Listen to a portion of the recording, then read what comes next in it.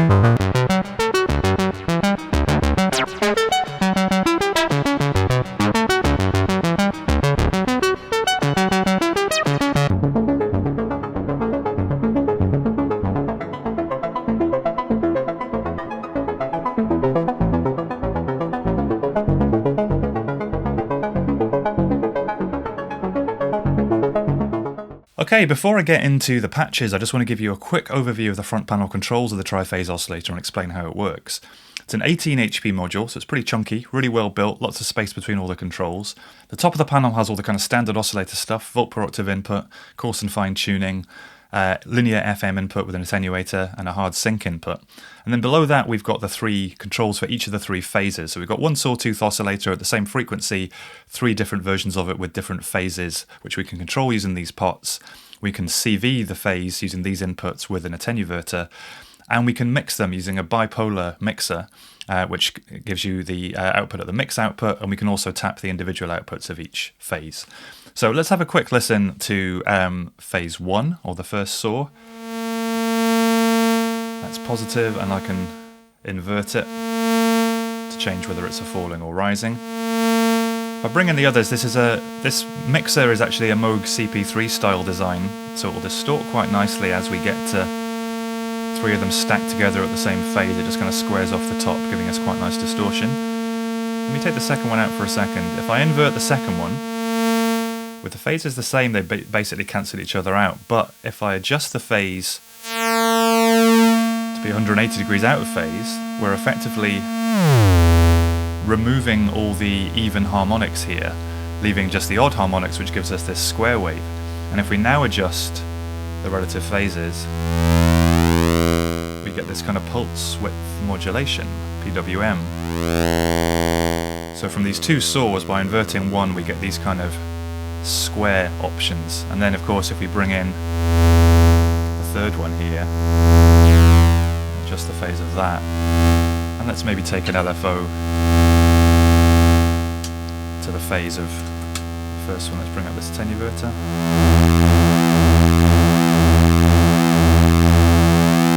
Get some nice complex tones here, and again by playing with these, it's going to narrow pulse moving along the slope. It's worth also mentioning the sync input just before I get into the patches too. If I feed a square into the sync input here and tune this oscillator to be a higher pitch than the input square, we get these kind of classic sync effects. This is just the first saw at the moment. And again, if we bring in a more complex kind of saw pattern, opens up even more complex wave design options. It's basically resetting these waves every time it gets to the rising edge of this input. So when we're playing with these phases, we can develop these really nice complex waves. And of course we can modulate these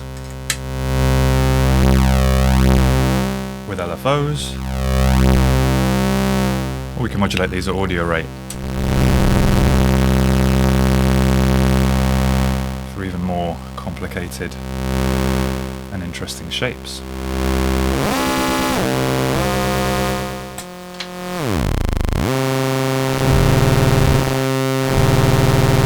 Well, that's enough of that. Let's crack on with some patches.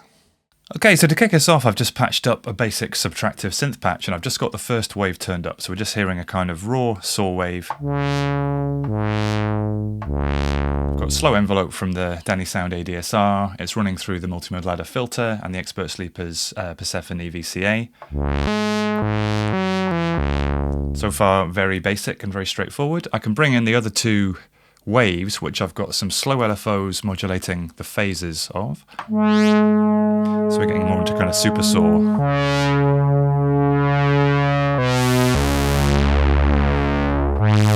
And I'm using the direct output of the first wave into inertia, which I'm using as a kind of frequency divider to create a sub-oscillator, so I can fade that up as well.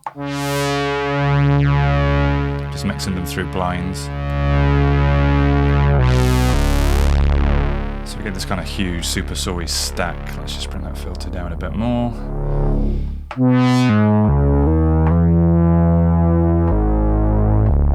And I just add a couple of effects from, I've got the new Pladask Drad, I've got Monsoon in reverb mode.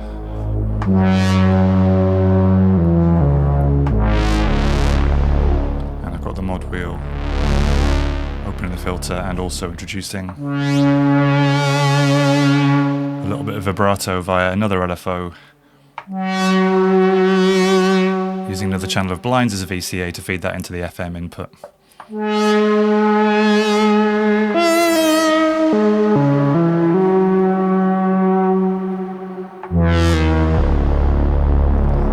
can hear this lovely rich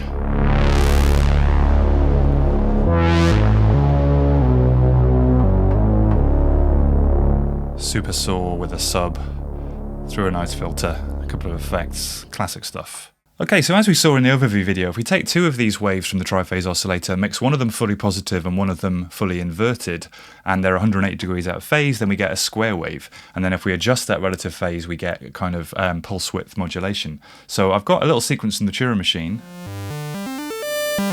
going in here, and as we adjust the phase there, we kind of narrow that pulse. So rather than me just turning it with my hand, let's modulate that with an LFO.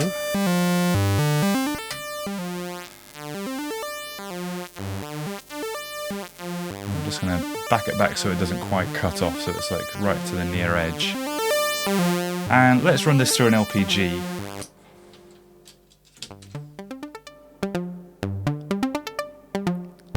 Just for a slightly more percussive kind of tone, a little bit of filter in there. So that sounds quite nice, quite a nice kind of West Coast tone. Let's try audio rate modulating that PWM though. So I've got the same pitch sequence multed to the harmonic shift oscillator, just outputting a sine wave. And because of these relative frequencies, we're getting this nice almost kind of chord tone. And by playing with the relative frequency, by adjusting the tuning on harmonic shift oscillator, we can get these kind of more atonal spots, more metallic kind of atonal sounds, or we can tune into these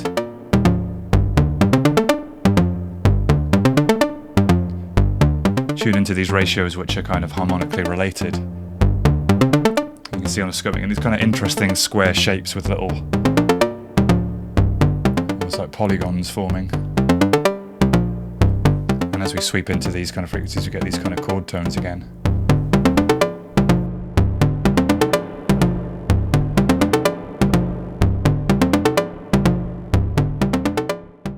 Okay, Okay, next I'm going to build up a kind of drone patch that uses a bunch of modulation to create a kind of really rich, gnarly, evolving, epic sort of sound just from the Triphase Oscillator. So I've got the mix output running through blinds, which I'm just using as a mixer.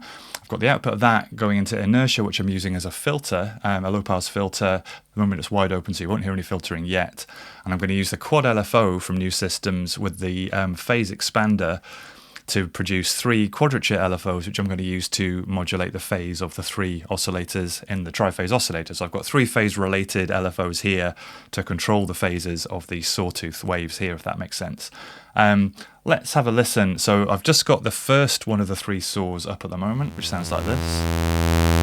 So far, so boring. Let's turn up the other 2, and then let's add some modulation from these 3 LFOs. So they're immediately animated, get this kind of super saw effect. Let's invert the middle one, which will sort of square off some edges, and if I play around with the phases, the relative phases of these modulation LFOs, see if I bring this one a bit closer to the phase of the first one, we get this kind of narrow pulse moving around the sawtooth there. So just by playing with these phase amounts, phase offsets rather, we can already get some quite complex tones going on. But I want to do something else with the individual outputs too. Let me just turn this down a second. Let's take the individual outputs from Triphase and run them into Babel, also from New Systems, which is a kind of analog logic and modulation utility. It lets you kind of mix things in unusual ways. Let's take these 3 outs here, and then let's take the balance middle output, the X sum. So this is going to take the middle value of whatever these 3 waves are and give us the output of that, which will be similar sounding but a bit thinner. You can see the amplitude's a bit lower. This is basically just plotting whatever the middle value of these 3 waves is. And I'm also going to take an LFO to that middle value. So this will kind of move that middle position around slightly, which you'll see it kind of skews positive and negative slightly there. So we get this kind of, we've got this really rich extra dimension here. And if I mix that in with the, take that out a second. Here's our main mix output with the CP3 mixer with these 3 waves being modulated by these LFOs. But if I then bring in, or in fact if I invert and bring in that Babel,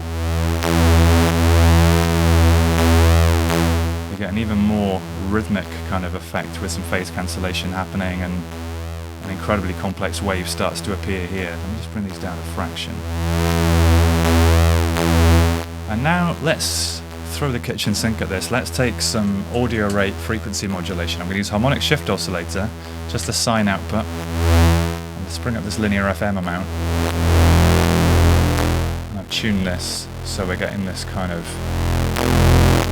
awesome, rich, bassy kind of dimension coming in now as well.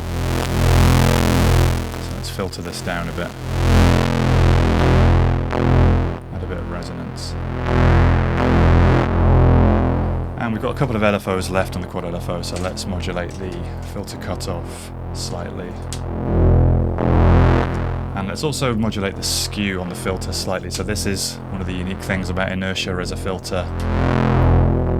Kind of control how much it filters the rising and falling edges of the incoming audio. So with these complex waves in, you get a nice complex filtering effect. And of course this is still completely dry, I've got no effects at all. Let's add a bit of reverb and post and it'll sound even more epic.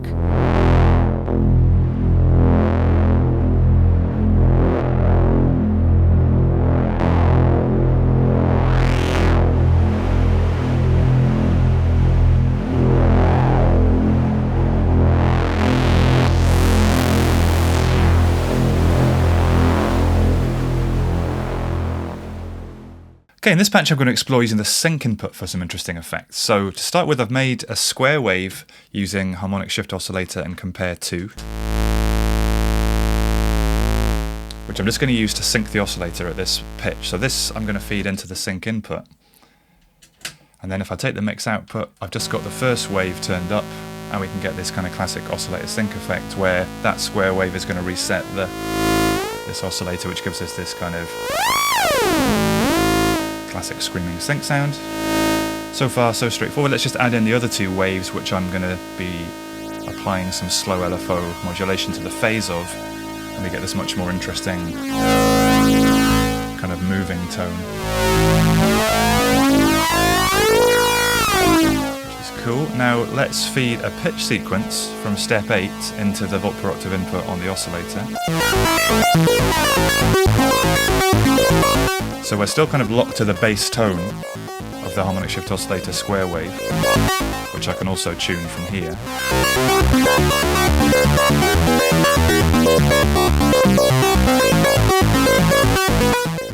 And if we add a bit of envelope, close this filter and envelope it,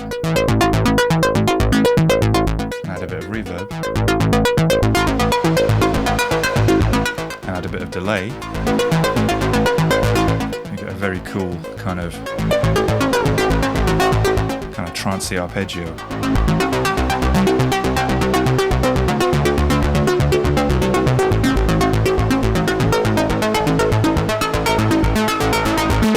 Where the bass tone is kind of overriding controlling the main pitch, but this sequence is giving us this interesting kind of synced effect.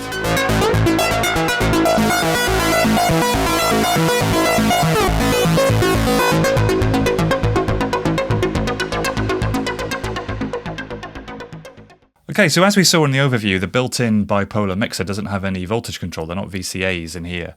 But if we want to do some interesting stuff by voltage controlling that mix, we can use a module like Blinds, which is a voltage-controlled bipolar mixer, effectively. So let's take the 3 individual outputs from the Triphase Oscillator into here.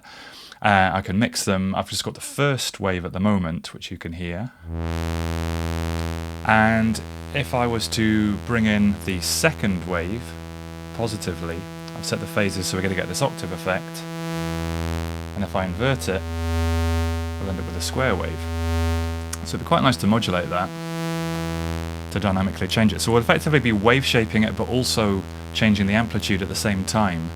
So when it's positive, it'll be this kind of octave saw, and when it's negative, it'll be a square wave. So let's take a slow LFO into that, and add some depth there. So we've got this nice kind of shifting tone, and as we bring this up into audio rates, we've got this nice kind of combo AM and wave shaping kind of effect.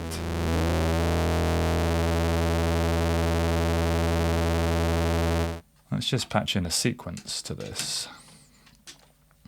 And give it a smidge of spring reverb. And by playing with the frequency of the modulating oscillator, which is tracking the same pitch as the sequence, I'm running this through the Optimix LPG here. We get these really nice kind of metallic, kind of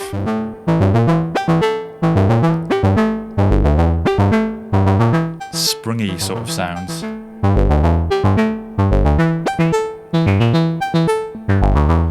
And if we just bring in the third wave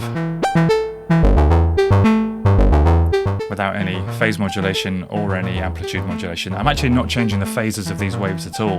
The only modulation happening is this audio rate amplitude modulation, or kind of ring modulation effectively, because it's bipolar. So we get this kind of ring modded sound within the wave, which is really interesting. And at high frequencies we get this kind of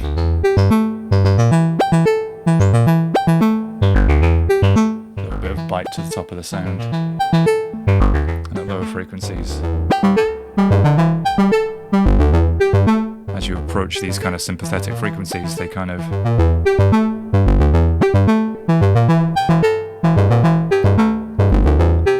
you get a kind of hint of that ring moddy sort of sound, but it's still very much anchored in a tone because of the mix of the other two waves. Let's try inverting that third one.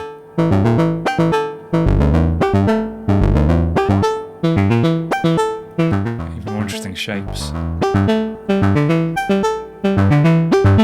Play with the phase of that third one as well. You end up with this kind of square wave with these kind of rippling sines on top. Actually not a million miles away from some of the sounds you get out of Chaos Device's Sophia.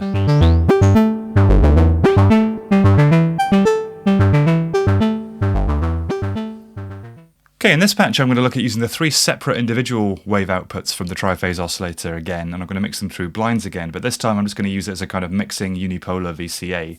And I'm going to use gates to basically switch on these three waves. And I'm going to do that semi-randomly using this Olivia Arts Uncertainty module. It's a great open source 2U software-based module.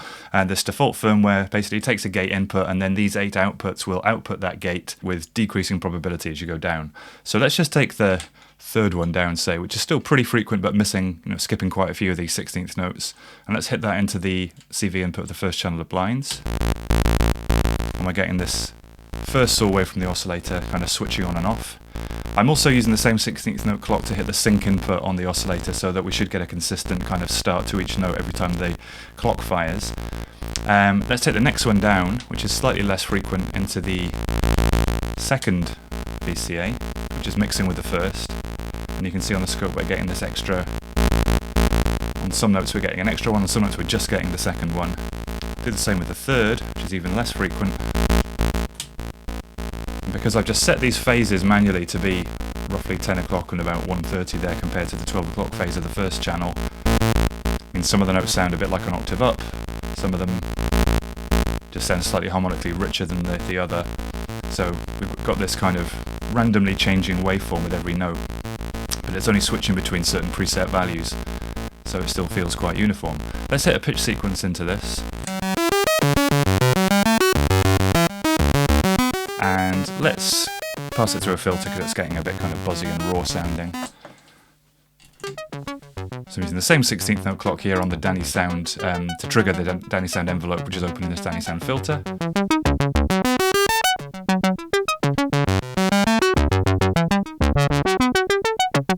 Which just instantly kind of warms that sound up slightly. Smooths off some of those really abrasive edges. Let's give it a bit of spring reverb too. Just to give it a bit of space. And I've got a couple of other things I can try. I've got plenty more outputs from Uncertainty here doing things even less frequently. Let's try taking, I'm multing the same pitch sequence to the harmonic shift oscillator. Let's just take that sine wave, which is also running at audio rates, following the same pitch CV. Let's take that through this last channel of blinds into the FM input of the Triphase Oscillator. And let's use this even less frequent gate from Uncertainty to fire that in. So we'll get a little blast of FM modulation. Not super extreme, but gives that little subtle kind of wobble on some of these notes. Little metallic kind of twang. And let's just put one more cable sitting here. Let's take another even less frequent output from Uncertainty, and let's just hit the resonance CV on the filter with 5 volts every now and then. Just to give it a little squelchy bit.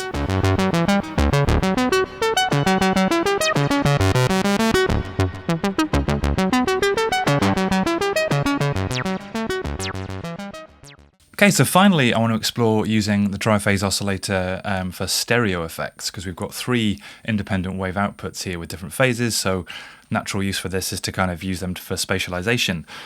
So the way I'm going to do this, I'm going to take the 3 individual outputs, I'm going to use the mix-up here on my palette case to take the first one as a mono sort of pan center source, and I'll take waves 2 and 3 into one of the stereo inputs, so they'll be panned hard left and right. I don't have a dedicated stereo filter, so I'm going to run them through the disting in stereo VCF mode, and then I'll run that through the IntelliGel VCA. And at the moment, with just the main wave faded up in the mixer, sounds like this. Got the filter full open. Now if I bring in, you'll need headphones for this to kind of hear the full effect, I think, but if I start bringing in the other 2 waves, which are panned hard left and right, should start to... And the more I adjust these relative phases of waves 2 and 3, the wider the stereo image seems. So let's take them to about here. And let's animate those phases with a couple of slow quadrature LFOs from the phase expander. So we get this kind of chorusing effect.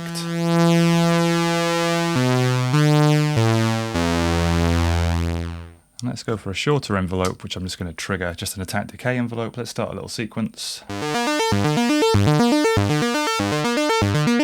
the filter down. I'm using inertia as the envelope here. I'm hitting some random voltages from R&D step to the attack and decay times just for a bit of humanizing.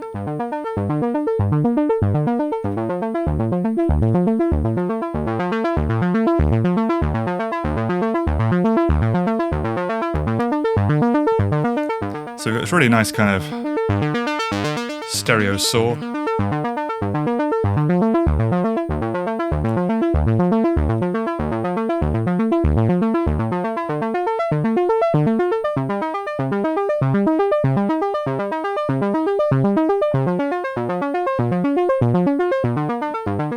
And just to round things off, I'm going to try one last thing, which is to hard sync it again. I'm going to make a square wave from the harmonic shift oscillator via compared to. Let's go into the sync input. Let's get in the same sequence. It's tuned slightly differently, it's tuned slightly below. But now as we adjust the tuning of the triphase, get some lovely kind of sync harmonic effects. Combine that with the stereo mixing, got a really lovely rich sound. Let's bring in some delay and reverb now in software.